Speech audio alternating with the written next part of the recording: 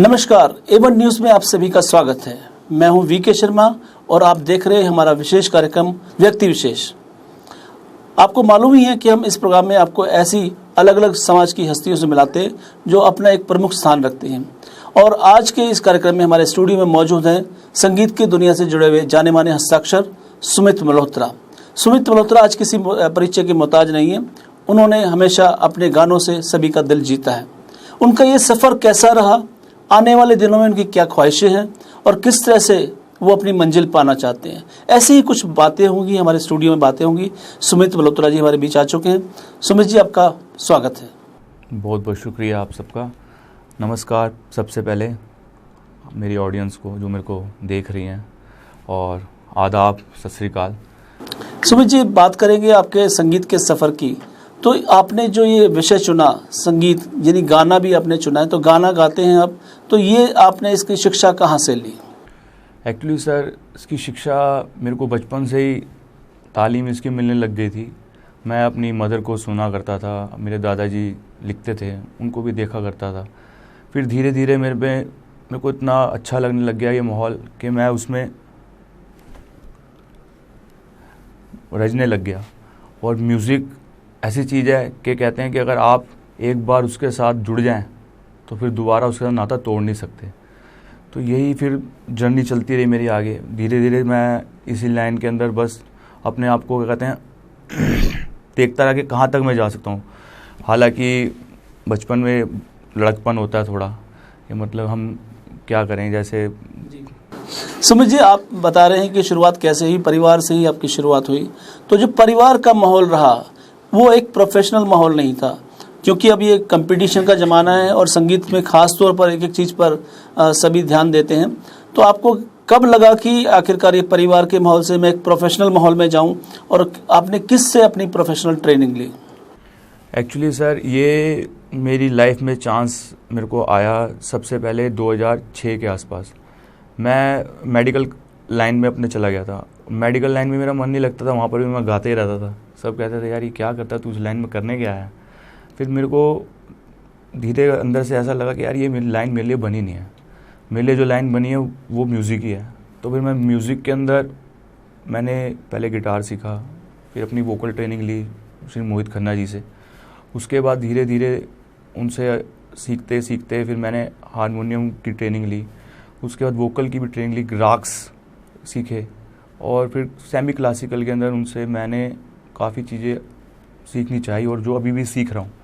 और ये म्यूज़िक का सफ़र ऐसा है कि जो कह दे कि सीख गया तो वो गया। सारी ज़िंदगी सीखते ही रहना है और सीखते ही जाएंगे। जी सुमित जी, जिस तरह से आपकी शुरुआत हुई, हमारे दर्शक और साथ साथ मैं भी इंटरेस्टेड हूँ इस बात को जानने में कि शुरुआत में आखिर जो संगीत जो आपने गाना आपने सीखा, कि आपको याद है वो कौन सा गाना था जो आपने पहली बार अपने मुख से सुनाया? सर, मेरे को याद है मैंने रफ़ी साहब का गाना गाया था, वो मैं आपको सुनाता हूँ। दो बोल। आज मौसम बड़ा बेईमान है, बड़ा बेईमान है आज मौसम, आने वाला कोई तूफान है, कोई तूफान है आज मौसम, ला ला ला ला। बहुत खूब, बहुत सुंदर। आपकी सुमधुर आवाज़ तो वास्तव में एक सराहनीय है। और सुमित जी, एक सवाल ये भी आता है कि जब आप शौकिया तौर पर अपने परिवार के माहौल से ये संगीत की दुनिया में प्रवेश कर रहे थे, गाना सीख रहे थे, तो उसके बाद आपको मोहित खन्ना जी ने ट्रेन किया प्रोफेशनली, तो उन्होंने ऐसी कौन कौन सी नुक्ते या कौन कौन सी खास बातें या टिप्स आपको दिए कि यहाँ पर आप थोड़ा सा सुधारें? क्योंकि जब कोई शौकिया सीखता है तो उसका परिवेश अलग होता है और प्रोफेशनल में काफ़ी बातें होती हैं जो चेंज करनी पड़ती हैं। तो आपको कौन सी टिप्स मिली जिससे आप प्रोफेशनली इसमें आगे बढ़े? सर, उन्होंने सबसे पहले संगीत में ये सिखाया कि हमेशा लाउडनेस से नहीं गाया जाता गाना, उसको फील करके गाइए और अपना रियाज प्रॉपर रखिए और खर्च का रियाज करिए, जिससे क्या कहते हैं गायकी को मेरे वजन मिला और एक इस तरह की ताकत मिली कि मैं हाई नोट भी लगा सकूं और लो नोट भी उसी तरह लगा सकूं। फिर धीरे धीरे प्रैक्टिस करते करते, रियाज़ करते करते, क्योंकि रियाज़ करना बहुत ज़रूरी है इस लाइन में। अगर आप कहेंगे रियाज़ ना करें और ऐसे गा जाएँ, क्योंकि आजकल बड़ा ट्रेंड चल पड़ा है, लोग क्या कहते हैं, स्टूडियो में जाएंगे, आवाज़ अपनी रिकॉर्ड कर ली और उसके बाद क्या कहते हैं, लाइव कोई नहीं गाता। आजकल सिंगरों का चलन ये चल रहा है कि लाइव गाते हुए घबराते हैं, पीछे शो भी करेंगे लाइव तो क्या कहते हैं माइनस ट्रैक पीछे चल रहा होगा और लिपसिंग करते हैं। तो ये ट्रेंड देख के भी मेरे को थोड़ा होता है कि यार ये क्या है, ये क्या चल पड़ा है आजकल। लेकिन अपना रियाज़ करना बहुत ज़रूरी है इस लाइन के लिए, और रियाज़ करोगे तो आप आगे जाओगे, वरना स्ट्रगल सारी ज़िंदगी करते रहोगे। और क्योंकि आप सब जानते हैं कि रियाज़ करना बहुत ज़रूरी है।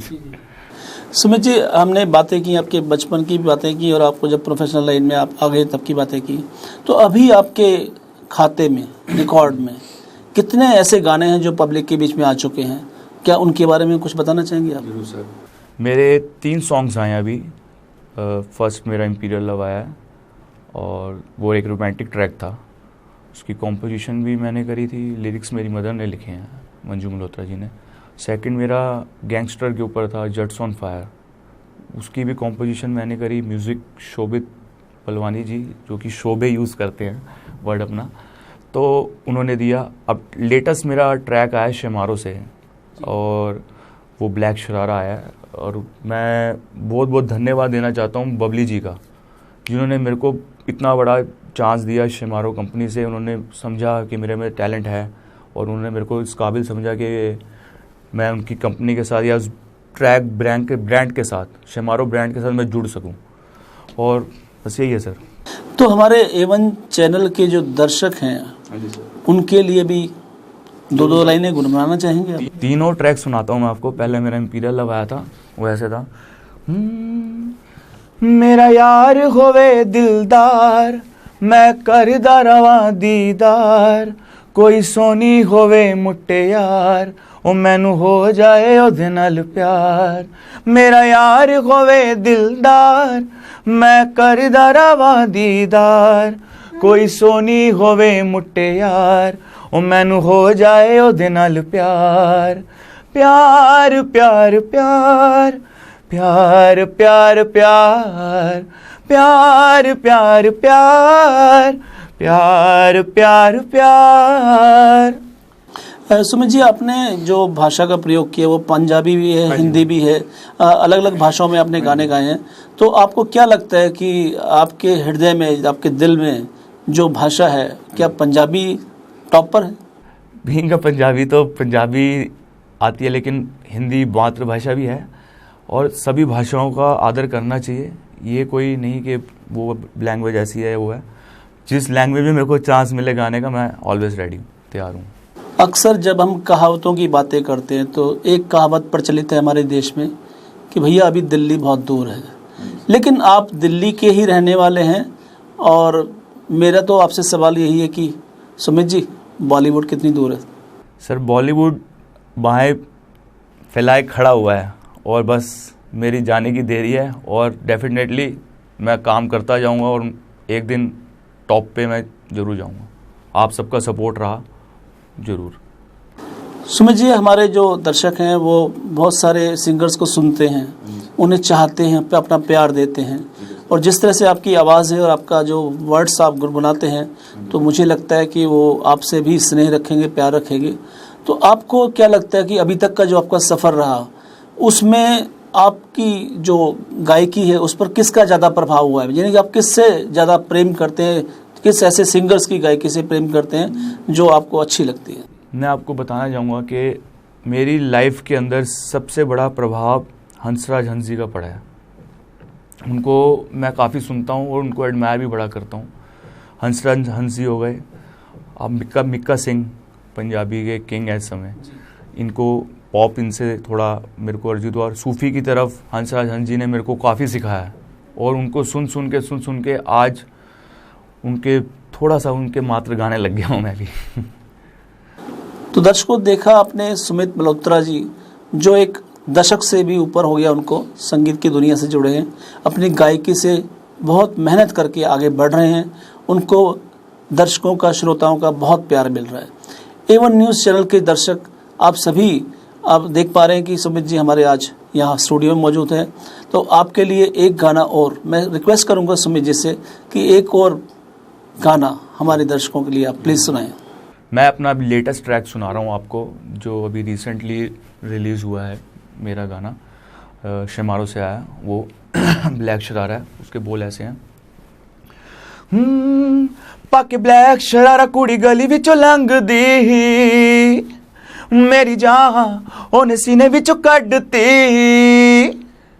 Black sharara, black sharara, black sharara, black sharara, नी तेरे सोने जाए मुखड़े दे नाल, तेरे सोने जाए मुखड़े दे नाल, नी तेरा ब्लैक शरारा, हाय नी तेरा ब्लैक शरारा बड़ा जचदा नी, तेरे काले काले नैना गुत्ते, तेरे काले काले नैना गुत्ते, सोना मस्कारा, हाय नी सोना मस्कारा जचदा नी, तेरा ब्लैक शरारा बड़ा जचदा नी। बहुत खूब, बहुत सुंदर। आपने तो समय बांध दिया हमारे स्टूडियो में और मन तो कर रहा था कि मैं अपना माइक हटाकर डांस करने लगूं। आपकी जो आवाज़ है वाकई दिलकश आवाज़ है और दिल चुरा लेती है।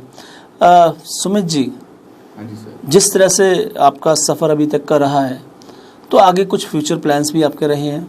मैं जानना चाहता हूं कि आगे का रास्ता किस तरफ जा रहा है, आपकी मंजिल क्या है? सर मंजिल तो आपने बोल ही दी थी अपने सवाल के अंदर, बॉलीवुड ही है। अब वो मंजिल कब मिलेगी वो मेरी स्ट्रगल पे और मेरी मेहनत पे निर्भर करता है और आप सबके प्यार पे निर्भर करता है। और मेरे को ये पूरा यकीन है कि आप मेरे को जितना प्यार दे रहे हैं इससे डबल प्यार आप मेरे को वापस देंगे, तो मेरी सिलसिला ज़रूर पूरा होगा बॉलीवुड में जाने का। सुमित जी, मैं ये जानना चाहता हूँ कि आपका जो जीवन है, जिसमें अभी तक का जो आपका सफ़र रहा है, आपने गायकी सीखी, संगीत सीखा और धीरे धीरे आप आगे बढ़ रहे हैं, आपकी पहचान बढ़ रही है। तो आपका जो रोल मॉडल है, या कहें कि आपको इस मुकाम तक पहुंचाने के लिए आप किसको श्रेय देना चाहेंगे? सर ये सारा जितना भी श्रेय है, जितना भी सारा श्रेय है, ये मेरी मदर को जाता है। वो एक ऐसी लेडी है जिसने मेरे को हमेशा सपोर्ट किया। मैं चाहे रात को लेट आऊँ, चाहे कोई भी रीज़न हो, वो मेरे चट्टान की तरह मेरे साथ खड़ी रही हमेशा। और जैसे कहते हैं ना आप, बैकबोन, वो मेरे लिए वही हैं। और आज उन्हीं के ही लिखे हुए गाने मैं गा रहा हूँ और उनका बहुत ज़्यादा श्रेय है मेरी लाइफ के अंदर। और भगवान करे ये श्रेय हमेशा रहे और उनका आशीर्वाद हमेशा रहे, तो बहुत अच्छा रहेगा और रहेगा हमेशा।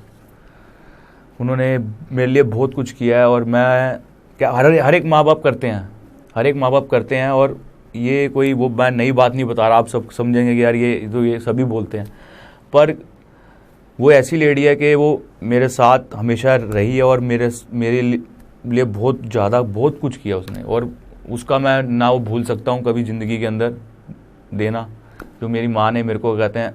क्योंकि बचपन में संगीत भी उन्हीं की तरफ से आया, जब मैं उनकी आवाज़ सुना करता था। दोबारा जब मेरे इस लाइन में आया तो वही एक लेडी थी जिन्होंने मेरे को प्रोत्साहन किया कि नहीं तू कर, तेरे लिए यही लाइन बनी है, तू इसी में जा। जब फिर थर्ड टाइम जब मेरे को गाना बनाना था अपना, लिरिक्स कहीं नहीं मिल पा रहे थे, तो अब भी उन्होंने ये लिरिक्स लिख के दिए मेरे को। तो वो हमेशा साथ हैं और हमेशा साथ रहेंगी। और मैं बस यही कह सकता हूँ, लव यू मम। तो दर्शकों, ये थी हमारी एक छोटी सी मुलाकात सुमित मल्होत्रा जी के साथ, जो गायकी के क्षेत्र में उल्लेखनीय कार्य कर रहे हैं, आगे बढ़ते जा रहे हैं।